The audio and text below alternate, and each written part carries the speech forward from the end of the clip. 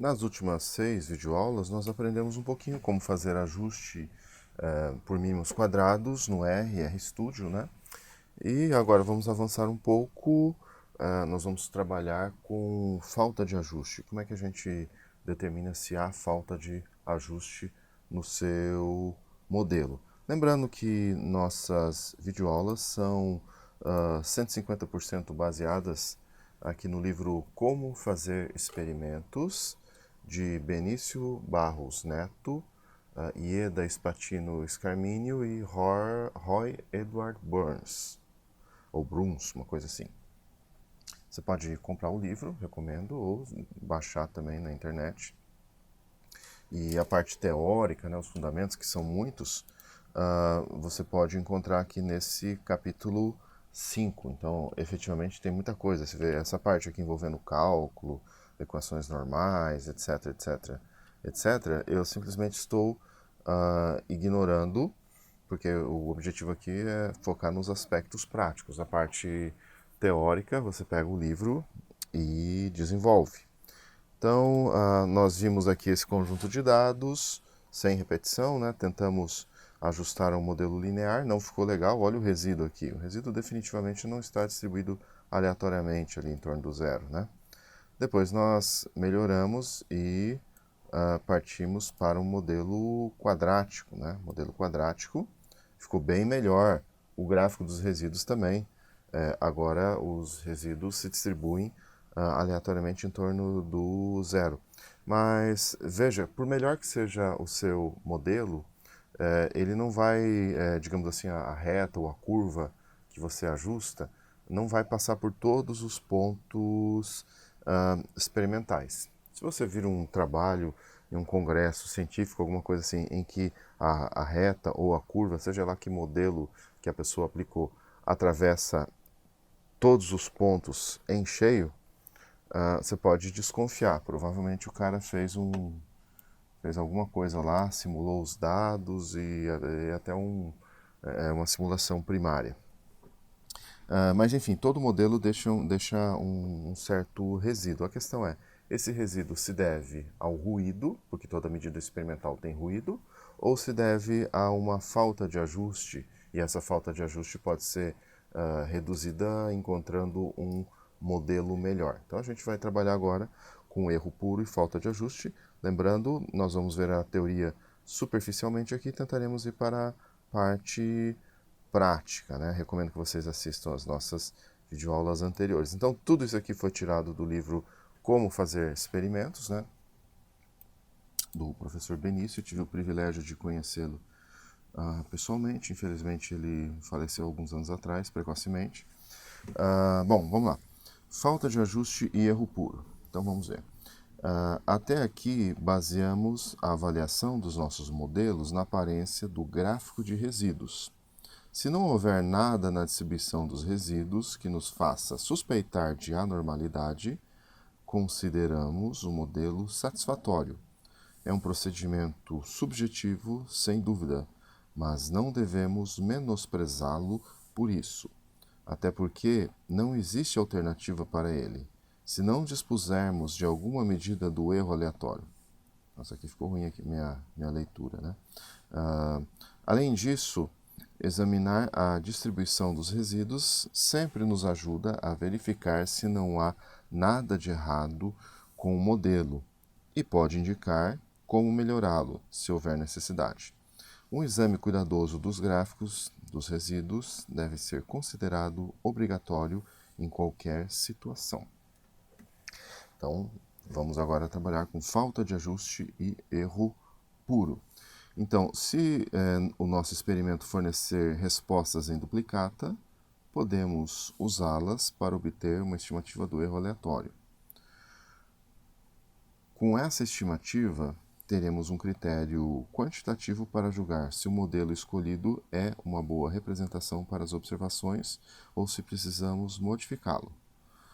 Para mostrar como isso é feito, daremos um exemplo numérico baseado nas duplicatas dos ensaios realizados na faixa de 30 a 70 graus. Aqueles ensaios em que variou-se a temperatura e o rendimento da reação foi medido. Então agora você tem para cada temperatura, duas medidas de rendimento. Então, cada ensaio foi realizado em duplicata. Então, para cada valor de x foram medidas NJ respostas obtidas em repetições autênticas.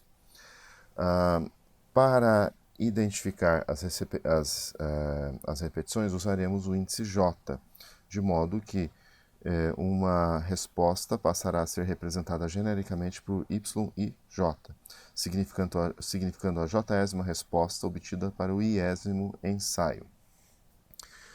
O número total de respostas em todo experimento será igual à soma das repetições. Detalhe aqui, ó, são 9 temperaturas, então M igual a, digamos assim, M igual 9, né? 9 níveis. Ó, são 9 temperaturas.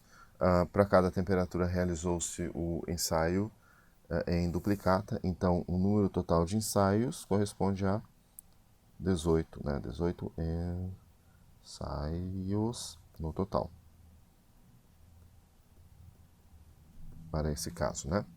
Bom, vamos ver se tem mais alguma coisa aqui à direita. Então, toda essa parte teórica é tirada aqui do livro do professor Benício, não estou inventando nada, só copiando, né? Aqui pouca coisa se cria, muito se copia.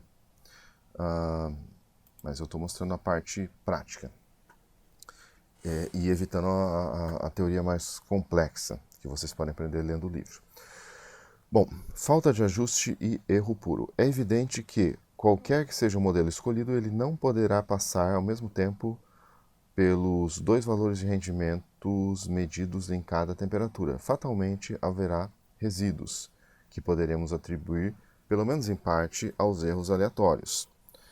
A soma quadrática residual deixada pelo modelo deve ser decomposta em duas partes, uma causada pelos erros aleatórios e a outra devido à falta de ajuste do modelo.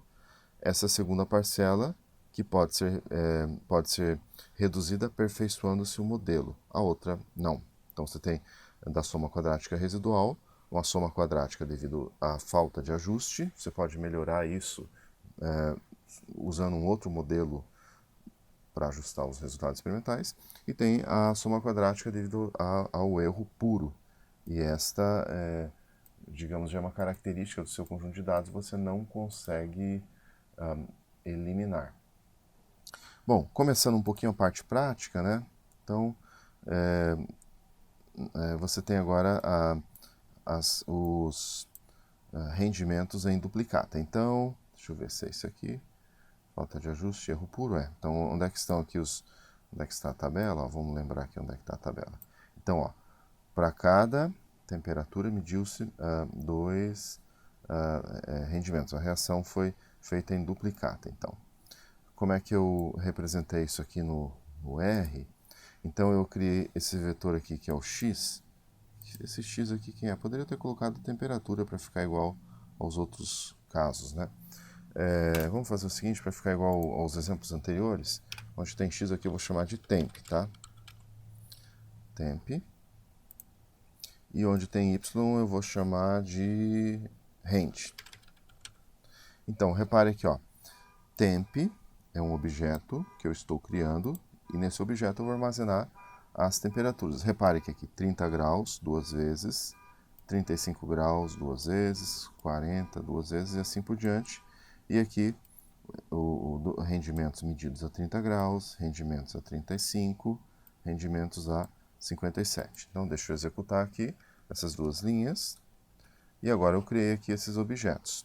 Eu vou criar agora essa matriz reação concatenando através da função cbind os vetores temp, de temperatura, e rend, de rendimento.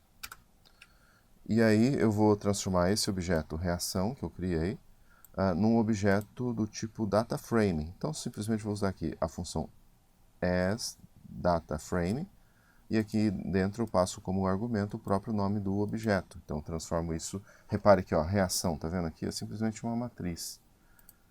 Tá vendo? Ó? simplesmente uma matriz, eu vou converter isso aqui em data frame. Às vezes você precisa fazer isso para algumas funções do R funcionarem.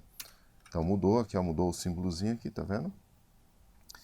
E agora eu vou fazer o ajuste linear.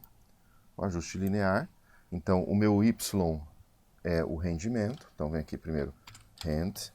Então, só um detalhe, deixa eu fazer o seguinte aqui, ó. Aqui é um objeto que eu estou criando que vai armazenar os estimadores dos parâmetros do modelo linear. Aqui, LM é a função, dentro da função eu coloco o Y. Depois, quem é o X? O X eu vou colocar após o sinal de til, o acento til. O X é a temperatura.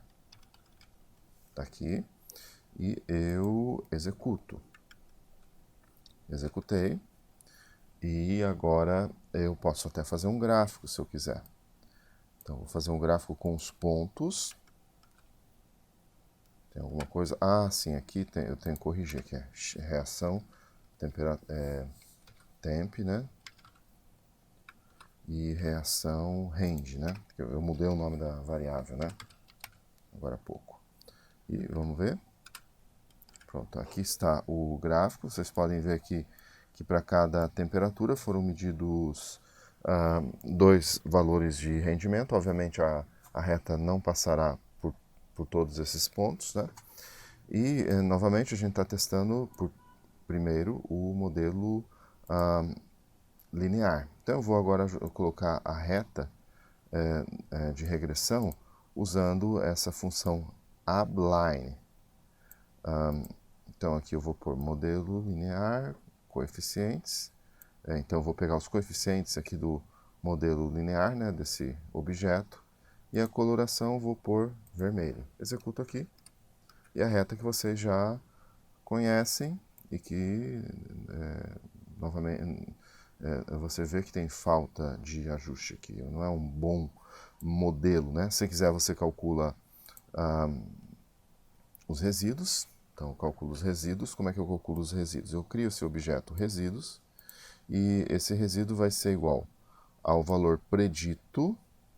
Aqui, tá vendo que eu estou usando a função predict, menos o valor observado. Aqui, reação é a coluna de rendimento.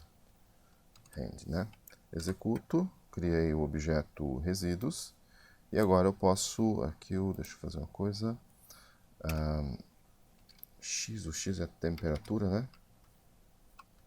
E aqui também o X eu troquei por temperatura. Então deixa eu executar aqui. Ou uma forma arrumadinha, ó.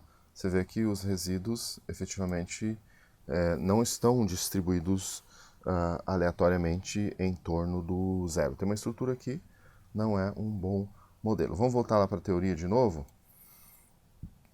Então, o que nós vamos ter agora? Bom, continuando a ler aqui sobre a teoria, né? Teoria que eu tirei do livro do professor Benício. E não estou tratando de toda a teoria, só as partes, os aspectos mais práticos, né?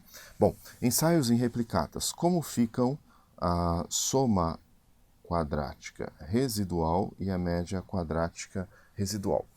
Quando dividirmos essas somas quadráticas pelos respectivos números de graus de liberdade, que somas quadráticas que ele está se referindo aqui? Ele está se referindo a soma quadrática devido à falta de ajuste.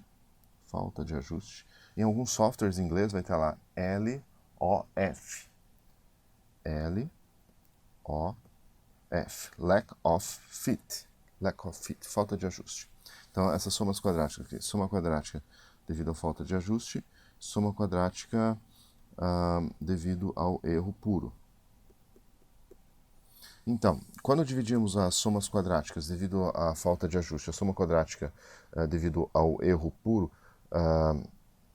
pelos respectivos graus de liberdade, teremos as médias quadráticas, cujos valores iremos comparar para avaliar a falta de ajuste do modelo.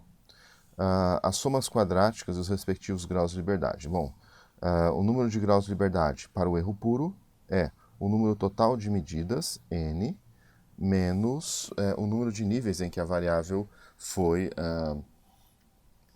digamos, variada. E a falta de ajuste vai ser o número de níveis, no caso foi 9, menos o número de parâmetros do modelo. Então, média quadrática de falta de ajuste vai ser igual a soma quadrática de falta de ajuste sobre o número de graus de liberdade, que é m, o número de níveis em que você variou o x, no caso foram 9 níveis, 9 temperaturas, menos p, que é o número de parâmetros. E a média quadrática devido ao erro puro vai ser igual a soma quadrática devido ao erro puro sobre n, que é o número total de medidas, menos o número de níveis que você variou a variável, no caso temperatura, que foi 9. Então aqui 18 menos 9. Detalhe importante é o seguinte, ó, por exemplo, vamos pensar aqui no modelo linear, só esclarecer alguns aspectos aqui práticos importantes, né? Deixa eu colocar aqui um pouquinho mais para a direita, deixa eu ver se não tem nada aqui à direita para atrapalhar. Tem alguma coisinha aqui. Então vou fazer o seguinte, vou escrever com letra pequena. Olha, se você tiver modelo linear, por exemplo, modelo linear. Então, tipo y igual b0 mais b1x. Então, o número de parâmetros desse modelo é 2. Digamos que você tenha feito ensaios em duplicata e você queira obter a falta de ajuste usando o modelo linear. Você tem que ter pelo menos m igual a 3. Então você vai ter que ter pelo menos 3 pontos. Se você tiver apenas 2 pontos, obviamente a reta vai passar perfeitamente por esses 2 pontos e você não vai conseguir saber se tem falta de ajuste, porque o denominador aqui da média quadrática devido à falta de ajuste vai ser 2 menos 2, 0. Então, se você tem apenas 2 pontos, esse denominador fica 0 e a média quadrática de falta de ajuste vai a 0 e você não vai saber se o seu modelo tem falta de ajuste ou não. Então, se você quer saber, conhecer a falta de ajuste, verificar se tem a falta de ajuste no modelo linear, que você fez os ensaios em duplicata, você tem que ter pelo menos 3 valores de x diferentes, no caso, o nosso temperatura, pelo menos. Se você tem um modelo quadrático, pelo menos 4. Espero que vocês estejam entendendo aí, né? O que mais que eu tenho para falar aqui de importante? Vamos continuar a leitura aqui. Então, note que o número de graus de liberdade devido para falta de ajuste é dado pela diferença entre o número de níveis utilizados para a variável independente e o número de parâmetros do modelo, o que tem uma implicação de grande importância prática. Para termos condições de testar se há falta de ajuste, o número de níveis do nosso planejamento experimental precisa ser maior que o número de parâmetros do modelo que estamos querendo ajustar. É o que eu acabei de falar. Ó. Para uma reta, por exemplo, que é caracterizada por 2 parâmetros, precisamos ter no mínimo 3 níveis da variável representada por x para que o número de graus de liberdade aqui de falta de ajuste não se anule. Se tentarmos ajustar uma reta a respostas determinadas por apenas 2 níveis, ela passaria obrigatoriamente pelas médias das respostas em cada nível. Isso anularia a soma quadrática de falta de ajuste e reduziria a soma quadrática residual a uma soma quadrática devido ao erro puro, tornando impossível descobrir qualquer falta de ajuste. Tá bom? A gente saber um pouquinho, pelo menos, a teoria é importante, né? E eu estou lendo com vocês, a aula está um pouquinho longa, mas é isso mesmo, eu não posso parar antes do final. Ensaios e replicatas, como fica então a média quadrática a soma quadrática residual? Bom, esse título nem está tão legal, né? Mas vamos trabalhar aqui. Bom, detalhe, ó. Com o desdobramento da soma quadrática residual nas contribuições de falta de ajuste e erro puro, a tabela da análise da variância ganha duas novas linhas e transforma-se numa versão completa, conforme a tabela 7, que veremos a seguir. A média quadrática devido ao erro puro não depende do modelo, isso é coisa interessante. Ela depende da qualidade da sua medida, mas não do modelo que você tenta ajustar. Ela depende, digamos, por exemplo, do nível de ruído na sua medida, mas não do modelo matemático que você está usando. Então, essa média quadrática devido ao erro puro é uma estimativa da variância que postulamos para as respostas, esteja o modelo bem ajustado ou não. A média quadrática devido à falta de ajuste também estima a variância se o modelo for adequado, isto é, se não houver falta de ajuste. Então, podemos fazer um teste F, usando aqui a razão entre a média quadrática de falta de ajuste e a média quadrática de erro puro, para avaliar se o nosso modelo está ou não bem ajustado a essas observações. Então, valores altos dessa estatística F significarão falta de ajuste, né? Bom, o que mais nós temos aqui? Aqui a tabela, né, que foi dita, a tabela da análise de variância. Obviamente no software não aparece dessa forma, né? E vamos agora para o modelo linear, né? Analisar aqui o modelo linear. Ou talvez essa aula esteja um pouquinho longa, talvez seja melhor analisar o modelo linear na próxima aula. O modelo linear e o modelo quadrático em uma aula apenas. Então essa aula fica para teoria e pouca coisa de prática aqui usando o R, e na próxima aula nós partiremos desse ponto para fazer a análise da variância para os dados de rendimentos medidos em duplicata, usando modelo linear e modelo quadrático. Então até a próxima aula.